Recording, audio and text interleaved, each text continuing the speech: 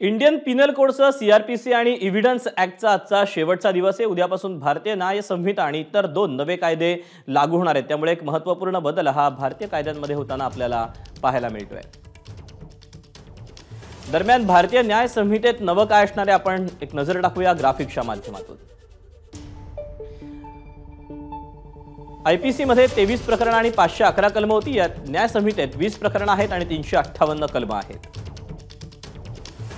31 नव्या प्रकारच्या कलमांचा समावेश आहे आणि 19 कलम वगळण्यात आलेली आहेत। 6 प्रकारच्या गुन्ह्यात शिक्षेच्या स्वरूपात सामाजिक सेवेची तरतूद आहे।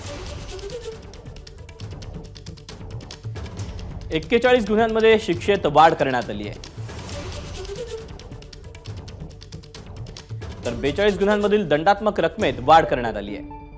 महिला आणि बालक यांच्या संदर्भातील गुन्हे असं नवं प्रकरण यामध्ये समाविष्ट करण्यात आले। दहशतवाद, झुंडबळी, संघटित गुन्हेगारी, वंश किंवा जात वा सामाजिक शत्रुत्वातून केल्या जाणाऱ्या गुन्ह्यांचा यामध्ये समावेश आहे।